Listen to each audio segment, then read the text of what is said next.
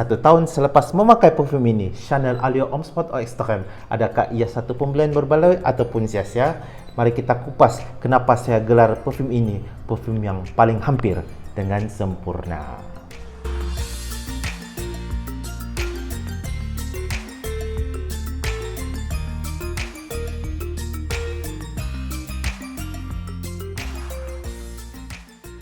Halo guys, selamat kembali ke channel saya Puma Zazu, di mana untuk video kali ini mari kita cerita tentang parfum ini, iaitu Chanel Allure Homme Sport Eau Extreme yang saya telah pakai selama setahun.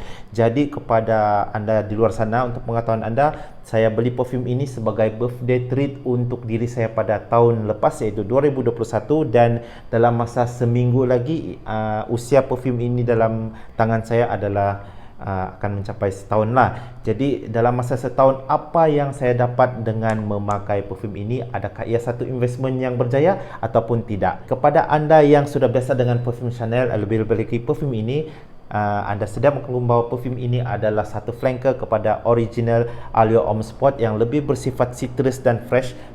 Berbeza dengan ini yang memang banyaklah dia punya scent profile yang berbeza, di mana di sini ada unsur-unsur mint dan juga tongkabin yang bersifat seperti vanilla. Kenapa saya katakan parfum ini, yaitu Chanel Allure Homme Sport Eau Extreme, adalah satu parfum yang paling hampir dengan sempurna.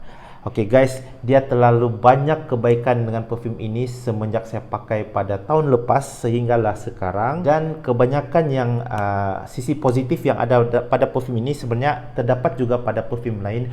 Namun tidak semua parfum yang pernah saya miliki ini mempunyai status atau sisi positif yang banyak seperti ini. Antaranya, ia adalah satu parfum yang very versatile, di mana anda boleh memakai untuk pelbagai jenis acara. Pergi kerja boleh, pergi kamu jogging ataupun exercise boleh, kamu pergi pantai pun boleh, kamu pergi majlis sosial dan juga formal pun boleh, dan banyaklah, pergi kopi-kopi pun boleh. Kenapa ia bersifat versatile? Sebab dia punya top notes ataupun dia punya bau-bau yang pertama ni, bau-bau yang mula-mula ke depan bersifat very fresh, di mana dia ada note pudina ataupun mint yang boleh memberikan kamu kesegaran dan justru sesuai untuk pelbagai jenis majlis, especially pergi kerja lah, mesti nampak bersih kan. Dan selepas itu, bila ia turun kepada base notes yang lebih bersifat gurman, di mana dia ada tongkabin yang macam bau-bau vanila dan agak manis, menyebabkan ia boleh dipakai untuk majlis sosial dan juga orang cakap pergi dating lah kepada mereka-mereka yang sedang bercinta. Dan oleh kerana itu, disebabkan gabungan koktail scent profile yang betul-betul fresh dan juga manis ini, di sanalah saya katakan ia boleh dipakai untuk pelbagai jenis acara tanpa memberikan kritikan yang negatif terhadap anda. Sesuai dengan nama parfum ini pun, Allure, dia alluring orang kepada kamu, menarik minat orang kepada kamu, dan kamu menjadi center of perhatian. Dan parfum ini juga amat bersifat bukan setakat safe, tetapi very mass appealing dan memang disukai ramai. Pengalaman saya selama setahun pakai ini, tidak pernah saya mendapat bad review ataupun orang tidak suka dengan parfum ini. Semua mengatakan this is a very wangi punya parfum lah. Seterusnya, apabila orang bertanyakan kepada saya, apa parfum kau pakai? Macam saya tidak pernah cium bau parfum ini. Ini membuktikan bahawa parfum ini sebenarnya boleh menjadi signature scent kepada anda, kerana jarang orang memakai parfum yang mempunyai bau seperti ini, ataupun tidak terdapat klon-klon parfum lain yang menyerupai wangi parfum ini. Berbalik kepada signature scent, saya sendiri telah menjadikan parfum ini sebagai punya signature scent untuk 2021, dan memang terbukti lah, kerana apabila saya pergi ke office untuk kerja, kalau hari itu saya pakai parfum ini, walaupun orang tidak nampak saya berada di office tu, dorang tahu saya ada di sana, kerana mereka confirm akan tercium parfum ini, dorang tahu saya berada di sekitar office.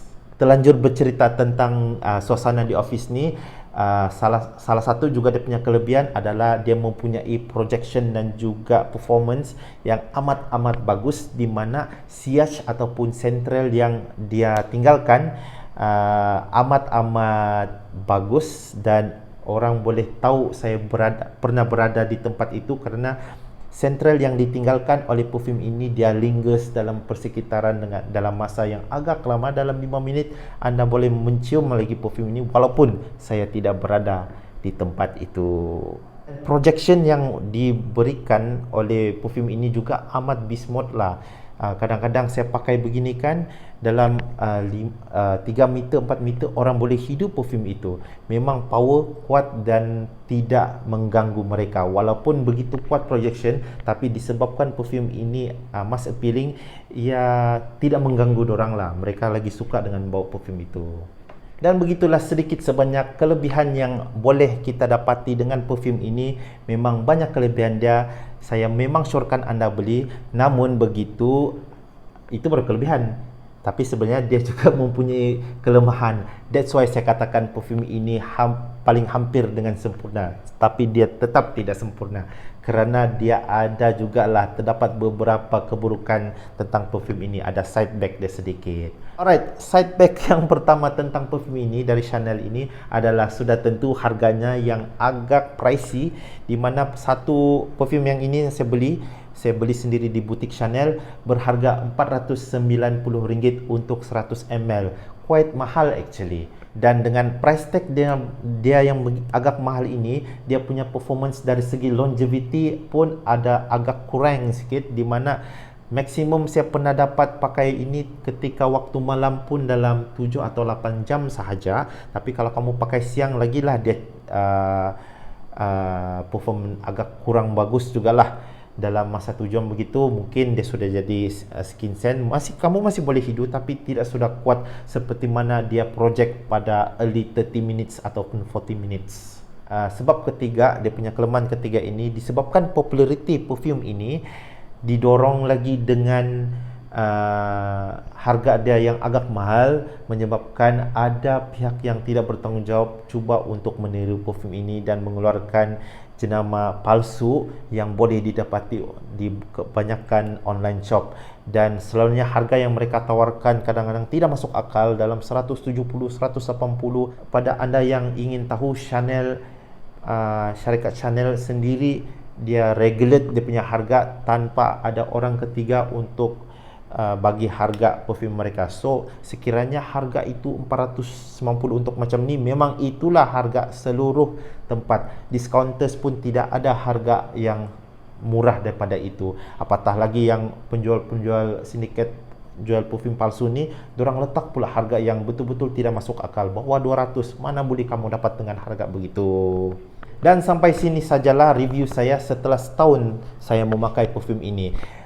Secara overall perfume ini sebenarnya betul-betul satu pelaburan yang bagus pada anda, walaupun didalangi oleh dia punya performance dari segi longevity yang agak kurang dalam masa 7 jam. Tapi kamu boleh reapply lah untuk mendapatkan kesegaran yang tambahan ataupun berpanjangan lah.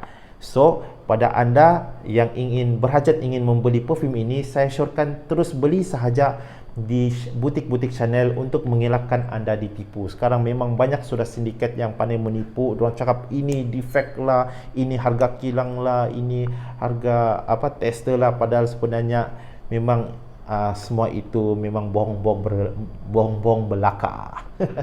Dan diharapkan video kali ini memberikan anda sedikit pengetahuan dan juga membantu anda untuk membuat keputusan sama ada ingin membeli perfume ini ataupun tidak. Dan jangan lupa untuk like channel saya ataupun like video ini serta subscribe pada channel saya Puma Zazu untuk mendapatkan info-info tentang perfume yang boleh dipakai di Malaysia. Dan semoga kita berjumpa lagi. Stay safe everyone. Sekarang Omicron sudah mau naik dan anda semua kenalah berhati-hati. Jumpa lagi anda di video akan datang. Okay, bye.